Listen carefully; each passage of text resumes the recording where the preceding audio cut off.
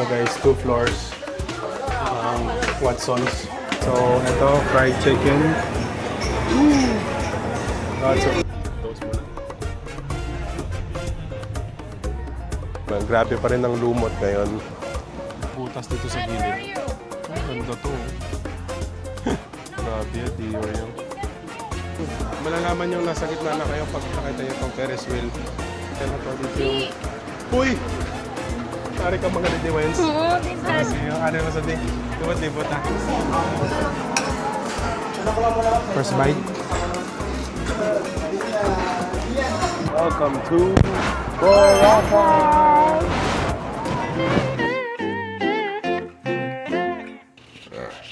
Morning guys. Day 2 in Boracay. Sobrang pagod namin kagabi. Especially, hindi kami natulog bago kami umalis ng Roxas City. Ang goal namin for day 2 is puntahan namin yung lahat ng lugar sa Station 2. Day 2, Station 2. And also, hopefully makaabot din kami ng Station 1. But with the time that we have, right now it's 10:50 a.m. And ngayon, palabas na kami ng hotel. Samahan nyo kami guys for today's video. Thank you. Good morning, Boracay. Hey guys, it's 11 o'clock na. Magla-lunch time na and maganda, hindi masyado mainit. Yun. Tatawid na kami papunta ng front beach. Tara! Araw na to, maraming tao, mga nagdadagsaan na kakarating lang ng Boracay. And for sure, mas dadami pang tao this weekend because it's Holy Week. Maraming gusto magpahinga during holidays. Outfit check nga tayo. Little bit outfit check. Mamaya. Yun. Nakikita natin dito. Papasok sa beach. Ang dami ng tao. Siguro madami din na mag-check out. Street namin dito. Ang kagandahan kasi ano na siya. Makikita nyo. Hindi na siya yung katulad ng ibang street na napakaliit. Ito two-way. And then sementado na rin. Ayun, bukas na rin yung mga restaurant. Yung mga restaurant na ready mag-serve ng breakfast. And ayun, may mga paalis na rin. Siguro mas marami guys yung papunta ngayon, I believe. Marami ng mga pupuntahan dito sa Boracay.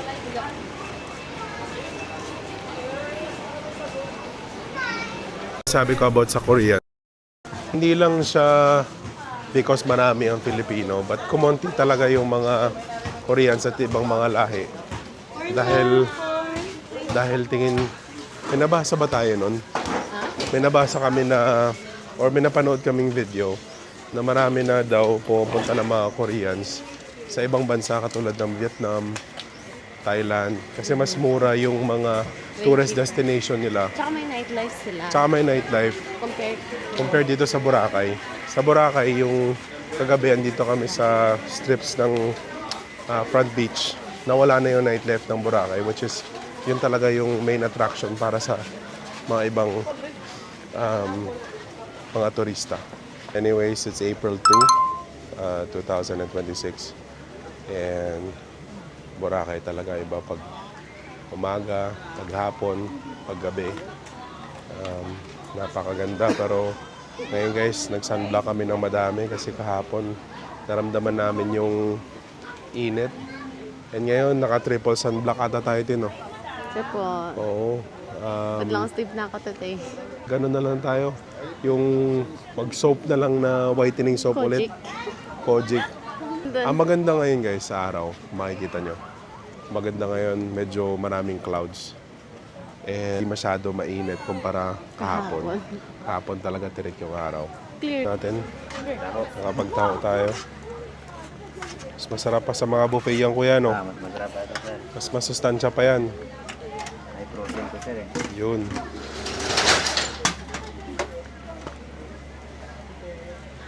Iba kasi ang tahotin ng Boracay kumpara sa ibang lugar. Talagang special yan. Yun.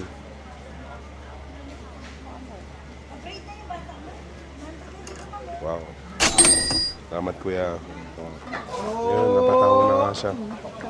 Hindi na nakapagantay. Marami pa rin nagsuswimming sa oras na to. And buti na lang marami din coconut dito sa side. Kasi kung maglalakad ka doon banda, tatamaan ka talaga ng init. Matinan naman natin guys, grabe pa rin ang lumot ngayon. But after mo malampasan yung lumot, napaka-clear pa rin ng tubig. Sabi ko kanina about sa mga turista. Hindi lang man sa turista, kahit sa mga Filipino na andito sa Boracay, na marami talagang annoying na nagtatanong. Wala pang 1 minute may magtatanong na naman sa'yo. Gets ko naman yon na kailangan nila maghanap buhay. But minsan pag sobra na, nagiging annoying na para sa mga nagbabakasyon dito. Every minute may nagtatanong sa'yo, ma'am, jet ski kayo, ma'am, ganito. So, sana maayos ng Boracay na parang, alam mo yun, na parang hindi ganun ka-annoying para sa mga turista dahil apektuhan din yung babakasyon dito sa Boracay na mababansagan na daming mga ganyan dyan sa Boracay. Annoying yung mga taong nagbebenta. Kahit sa mga Pilipino, grabe. Every minute may nagtatanong. Halos di ka na makavideo minsan. Pero part ng buhay ng Boracay yan dito. Sila din ang nagbubuhay ng ekonomiya ng Boracay. So, siguro balance lang. Ayun na guys, malapit na kami sa The Mall. Again, kahapon papunta sa Station 3, napaka-init kasi walang masyadong coconut, no? Alis dito ngayon, merong mga silong-silong katulad ng mga ganito. Kahit tumitim ka man, basta nag-enjoy. That's the whole point of going to Boracay. But ano lang, sakit talaga sa skin, hindi naman yung sa magiging tan ka o iitim ka, pero yung masakit talaga yung init sa balat pag nandito ka ng April. Meron na rin McDonald's dito. Mga fast food pumapasok na rin dito sa Boracay. Muna namin is kakain muna kami doon sa may Chinese restaurant na nire-recommend dito sa Boracay. And then magpapababa kami ng kinain namin at mag-iikot lang kami dito sa The Mall. Yung Chinese restaurant naman sa The Mall din. So gusto ko talaga maikot yung buong The Mall. Maliit lang naman siya, but di namin naging goal yun for the many times na nandito kami sa Boracay. Kaya nandito medyo busy na rin dito sa The Mall. Lagi naman talagang busy sa The Mall. Masarap daw doon, mura pa. Kaya doon na muna kami magla-lunch. Malapit na kami doon sa may Chinese. I hope hindi masyadong busy. Mga nasal. Hanggang dito ba naman? Sinusundan tayo ng mga nasal. Ayun. Ayun din, no? Bukas sila ko. Okay. Nandito kami sa CNC Seafood Restaurant. Mapapalaban tayo dito, guys. Mapapalaban tayo. Okay. So now, ito yung mga sets sila. Yun. Kung magboborakay kayo, expect nyo na nakaramihan ng mga restaurants ay may kamahalan. Pero dito sa CNC Seafood Restaurant, nasa The Mall ka na, swak pa sa budget. Meron silang set meals at pwede ka rin magpaluto. At yung napili namin ay set A na may 3 meals at may kasama pang iced tea na good for 2. Thank you Jesus sa lahat ng biyaya at provision mo sa buhay namin. Nung pagdating ng meals, mukha lang siyang maliit. Pero nakakabusog talaga siya. Meron ka na kasing gulay, meron ka pang karne, at meron ka ng yang chow fried rice. At ito yung iced tea na kasama sa meals na paniguradong hindi kayo mabibitin.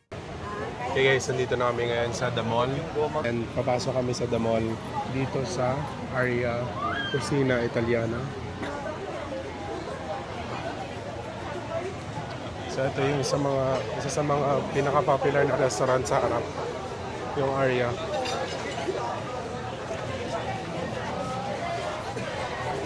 Which is Italian food siya. Naman namin ang mga Filipino food. So Dami na. Hindi, maglibot muna tayo at mag-stay sige. muna. Yan. Ayan yung isa sa mga restaurant ng Filipino food. Gelato, matagal na ata to dito. Mga souvenir shops, ice flakes. And Meron din dito yung mga budget na mga restaurant. Dito Dito muna tayo. kaya tayo. Sige. Left side tayo. Yan. Sa area na to, ito yung mga souvenir shops. May mga pub and grill din sila. Mostly, ito yung mga souvenir shops. Hinahanap ako na bag eh. Nasa taas. Mga damit din sila na binibenta. Ano kaya yun? Ayan, mga souvenir shops. Ito mga pasalubong Iba din. na. Nahanap ko din yung bag na hinahanap ko.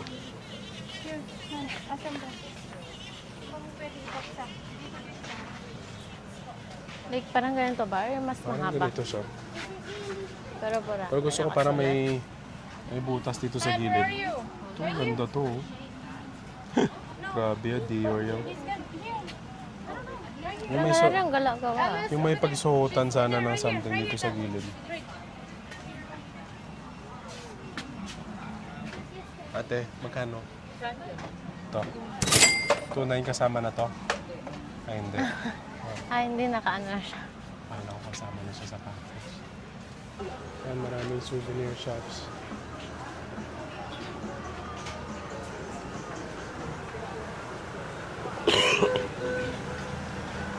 Ito, try tayong mag-ikot. Okay, sa area na to, naikot na natin. And then mag-left siguro muna tayo. Ito na yun. Okay, naikot na yung side na yun. How about dito muna tayo din, oh. Tayo. Ito yung undocs kanina. Dito tayo ikot sa kabila.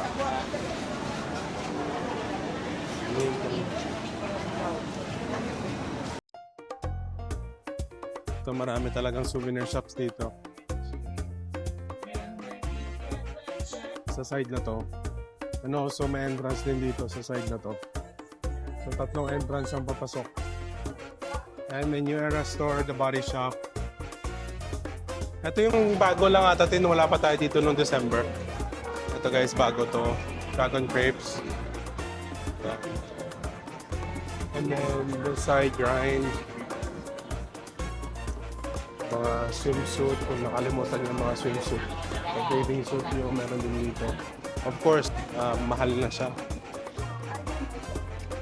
Mahal na siya kapag dito nyo binilihin guys. So, make sure na nadala nyo lahat yung mga panligo nyo bago kayo pumunta ng Boracay. Yun. Marami din mga tattoo shops.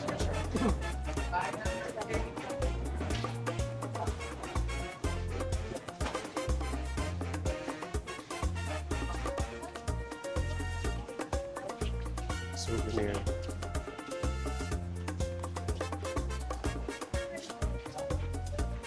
Actually, nadaan na kami dito kagabi. After. Sa itong hotel, La Plaza, all-day dining restaurant. Feliz Hotel pala. And then yung restaurant nila, La Plaza. So, very nice.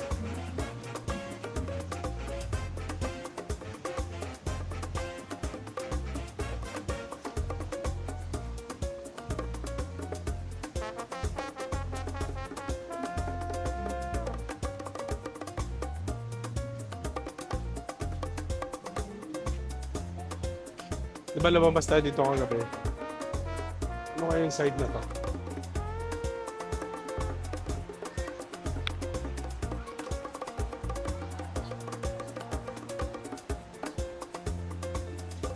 Yung La Plaza. Ayun, wala na dito guys. Nasa dito, on that sa side. kabila. Maliit lang naman ang mall. Bilis na ikutin.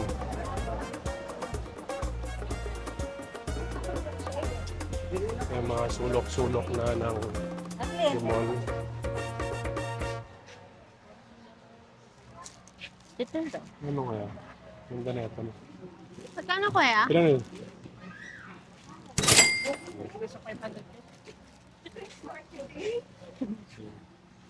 Ito yung balik. Salamat, Chef.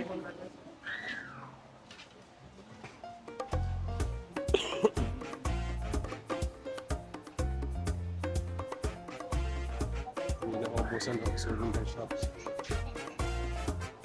Yung magtingin na lang.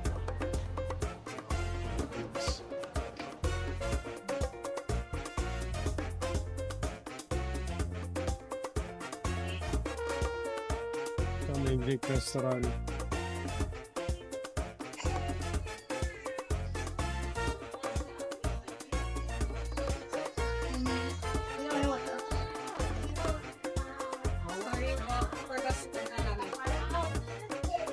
Walk and grab. Ito na yung gitna ng Dimol. Ito yung isa sa mga popular dito sa Dimol. Ito Island Chicken and Asal. Boracay. Napakaliit lang ng area niya kaya laging puno. And then back to gitna na naman tayo. Now doon tayo sa kabilang side.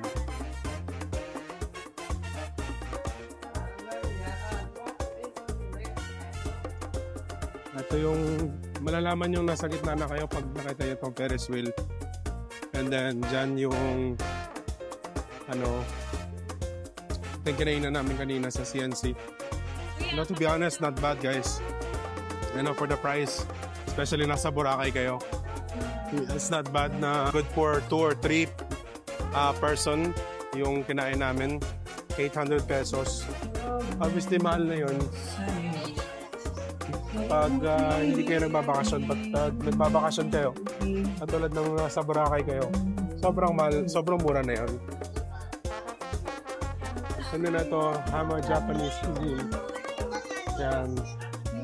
Lagi din busy.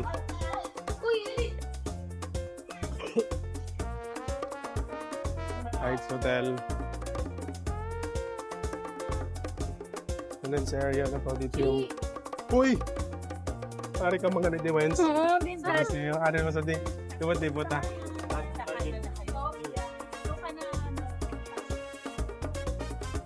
And then nandito kami. Dami pong stores. Ito yung stores ni... Sabi natin si Parpar. Yung Back to Boracay Daily. Yung kabilaan yan guys, mga souvenir shops. And mga damit. Tapos the famous Showdown Basketball. Ito sa Showdown, isa na nagkakaalaman kung sino yung mga shooter. Ito yung kinainan nyo kahapon din, no? My crepes. Yan mo.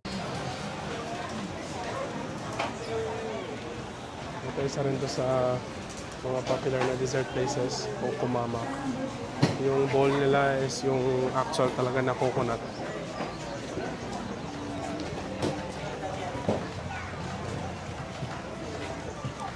That's a bit pricey. Oo, Ang mango mama. dating Para siyang- popular to. Para sa ano? Para sa ano? Almost 100. Grabe na. Ang isang mango mama.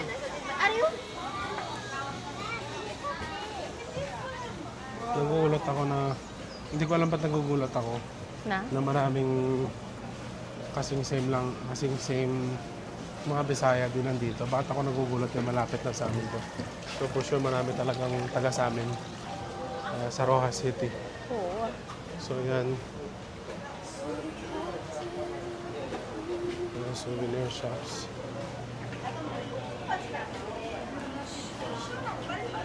Halo mango naman to. Yung isa Coco Mango. Kasi isa Mango Mama. Puro na sila mango, no? Sounds good. Yung mango, no? Oh, souvenir. Alas mapuno na yung dimol ng souvenir, no? Ayun, souvenir shop.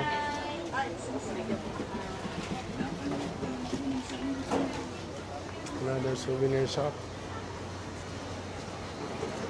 Easy.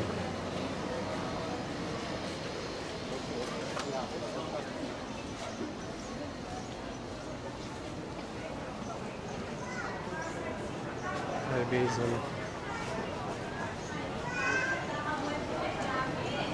Tapos doon na tayo sa likod. Ano yung Boracay? Ayan, mga souvenir shops din.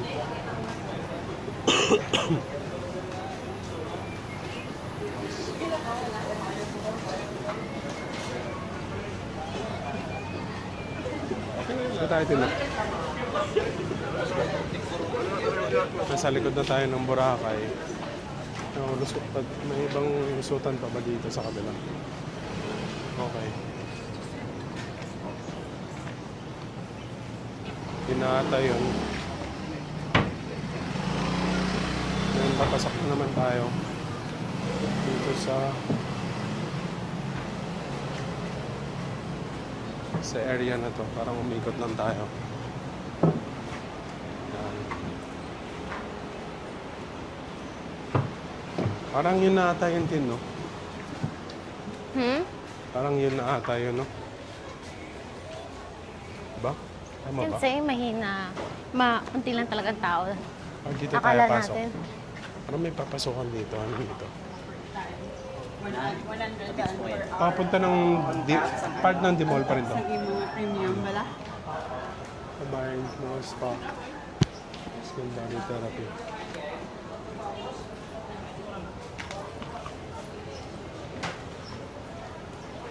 And balik tayo dito sa may strip again ng mga souvenirs.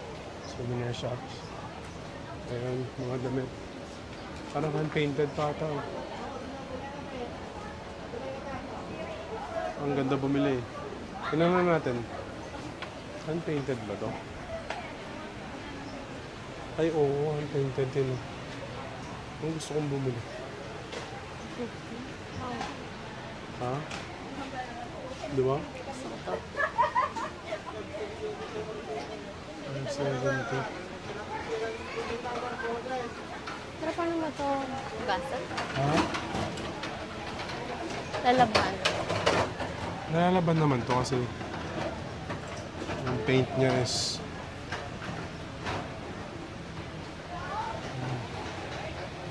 ganda na ito. Naulit-ulit niya. Oo. Same? Ang galing. Handmade. Souvenir. Oo. Kaya Ay, tama. Sa mga. ganda, ano? Feel mo rin yung texture. Sige pa. Para. Solid din yun. Ganda. May gumagawa niyan dati dito eh. Yung nakikita mo talaga nagpe-paint siya. Uy, grabe yun eh.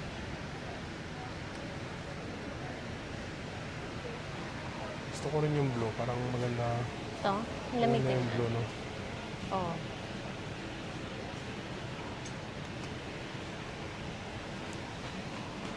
Ang maganda yung white kasi para madumi, no? Yun lang. Ang ganda yung hand painted. Back to the strips, guys. Sa ngayon, wala pa rin talagang masyadong maraming tao ulit, no? Kasi pag mainit talagang nakatago lang sila.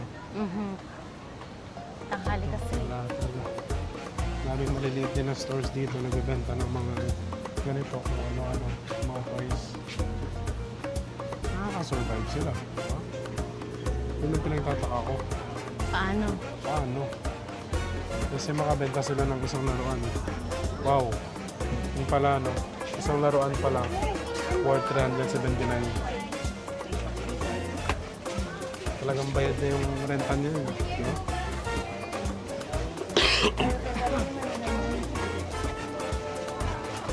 Another souvenir shop.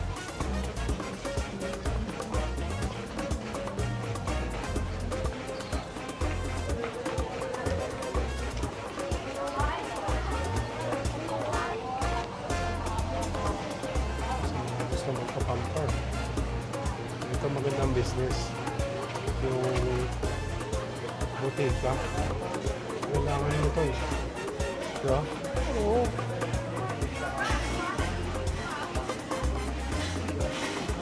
This is cute. Yung rin ito, ano? Alam mo yung bag na ano nga ba yan? Trader Joe's. Oh, it's almost the same. May mga ganyan din. Cracker. Kano? Holy moly. Isang Grabe. na 1,000 pesos, $20. Mura na sa $20 yan, pero sa 1,000 mahal yan. hindi ka pa nakakain. Oo. Huwag ka na kumain pag ganun. Diba? Ang mga souvenir shops. Cake naman to sa mga nagbo-birthday dito sa Boracay. Ayan, mga... Ito din, no? Kung may mga ano kayo, memory card, no? Pag kailangan mo na, no? Kailangan mo na. Kailangan tattoo shop ko naman. And piercing. Oo. May henna tattoo din sila. Sirena. Another.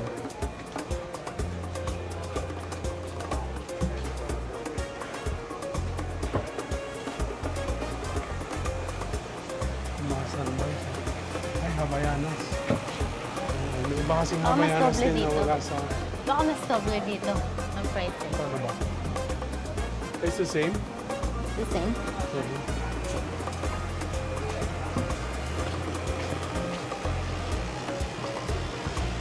Spa. Spa dito sa Boracay. Gusto mo talaga mag-fully relax. Ito na yun. Pinahintayin mo na gumastos. Pinoy Desert Bar. Pinoy Desert Bar.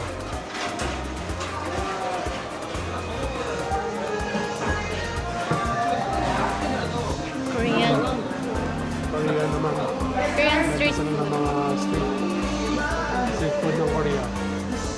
Bumalik tayo dyan mamaya. I think kung kumama, medyo hype lang. No? Mhm. Ito kahapon. Matagal na tong My Crepes. Many times na kami nakabalik dyan.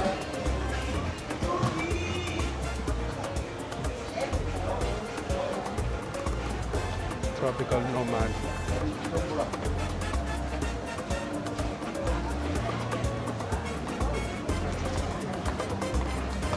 Ayun, pabalik na naman tayo dun sa gitna. I think that's it. Naikot na natin yung ano. Hindi, meron pa yata doon banda. Hindi, naikot na natin sa side yun.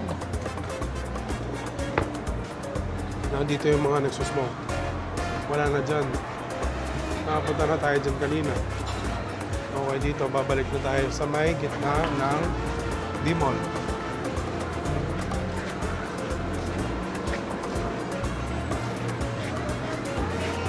Ayun. Ito yung napakatagal na rin na restaurant, Habit House. Ayan, sa gitna na naman tayo ulit, guys. Ito yung The Habit House. Very popular din dito sa Boracay. And then the Ferris wheel, dito mo na malalaman kung nasaan ka, nasa gitna ka na ng limon. Ito dito may mga paluto din sila. May... Meron din sila mga crabs.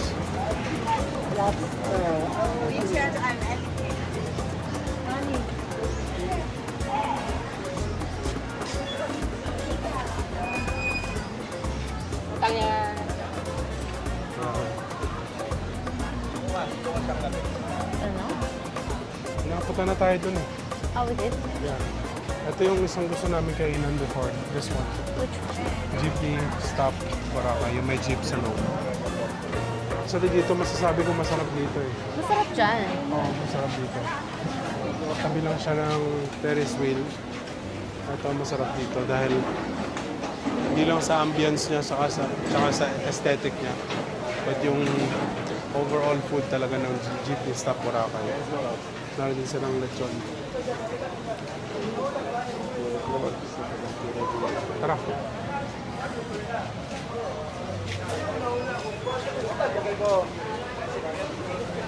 Ang inasal, di talaga nauubusan ng mga tao na kumakain. Ito yung Ole, Mexican food. And back tayo dito sa may Andox. Ayan, makapunta na tayo sa souvenir shop dyan. Finally, for long time. Masabi kong naikot ko. Paano ba ito? Naikot na natin ng demol. Yun. Okay, lalabas din to. Lalabas ulit tayo dito sa kung saan tayo papasok kanina.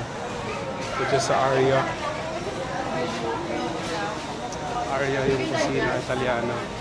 Yung Italian food.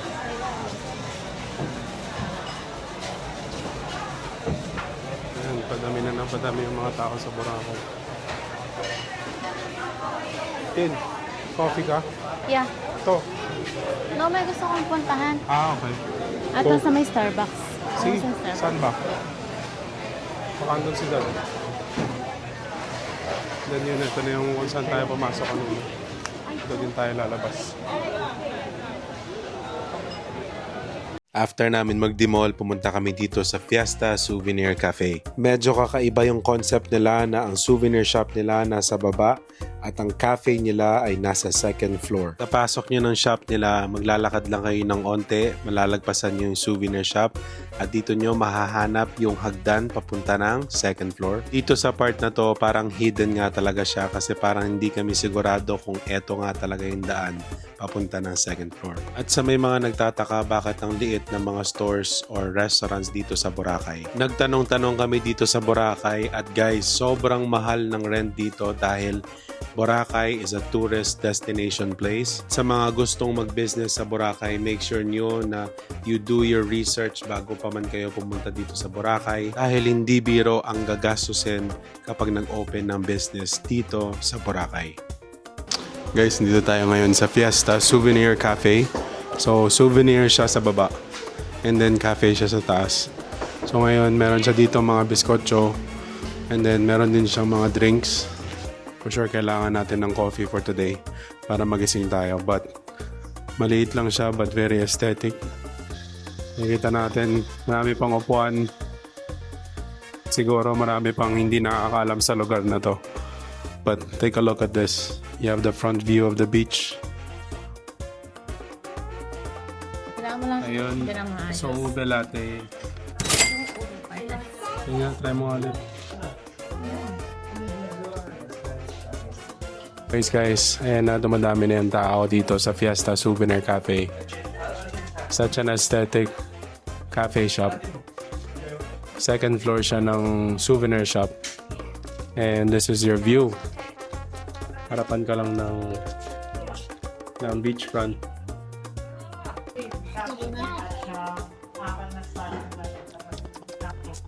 ASMR.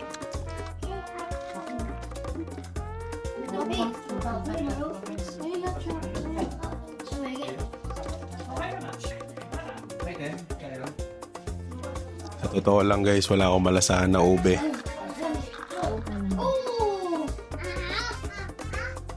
Actually, nandito na kami sa Station 1. Going back doon sa video natin kanina guys. Ayun, Station 1. May mga barko na dumudungka dito. Kanilang mga boat tours. Sa Station 2, narinig ko kay Kuya kanina. Sa Station 2, walang dumudungka na barko doon. But yung mga barko na pang island hopping, dudungka lang dito sa may Station 3 at Station 1. Now, malapit na tayo or andito na tayo sa Station 1 actually. Dito medyo tumatahimik na rin. So makikita talaga natin dito sa Station 2. Ito yung maingay na lugar, maraming mga businesses, maraming mga restaurants, maraming mga souvenirs. Tapos kung gusto mo naman yung tahimik na area, pupunta ka talaga sa either Station 3 or Station 1. Kaya ngayon samahan nyo kami dito sa Station 1. Tingnan natin kung anong makikita natin ng mga areas, mga restaurants na pwede nating matry. At mga areas na hindi pa natin napuntahan. Kaya tara guys, samahan nyo kami. Guys, 2 floors. Watsons. Ang business dito na nagpa-flourish sa Boracay. Yung mga mini-mart. Tsaka maganda rin na may ganito dito. Kasi pag mga nakalimutan ka, for example, yung mga ganito. But I think yung presyo nila dito for sure mas mataas kasi syempre mas mataas ang renta dito sa Boracay. Naghahanap tayo ng vitamins kasi ako inuubo din ako. Si Fatima medyo nagsastart na rin yung ubo niya. Ayun. Hanap tayo ng vitamins. Then kukuha lang tayo ng tubig. Dito bawal maarte. Mga Pocari Sweat na yan. Okay. Ito Wilkins. Kahit Wilkins, magkano ba dito? Okay. Kahit ito, 60 pesos. See? Tara. Guys, hindi pa talaga ako nakapunta. So, andun yung table. Na dito. Sobrang dami na makakakay sa Station 1. Na saan masarap magpahinga. Kasi hindi mainit. Ayun. Ang linaw pa ng tubig dito sa Station 1, guys. Walang lumot. Ito lang ata dito din walang lumot, no? Station 1, no? Ayun, guys. Sobrang ganda dito sa Station 1. Makikita natin ang tubig, walang lumot. Kumpara sa Station 3 and sa Station 2. Hindi ko alam bakit, guys. But, sarap dito maligo mamaya. Ito, ganito pa dati yung mga natutulugan namin na mga huts pero with aircon na siya. Dito mo mararamdaman na nature pa rin pero may air condition. Pero hindi siya yung building talaga. Ito yun. As you can see, ito na yung Station 1. There's more papunta sa side na to. At kung makikita natin, walang kalumot-lumot ang tubig. Grabe. Ang ganda. Sobra.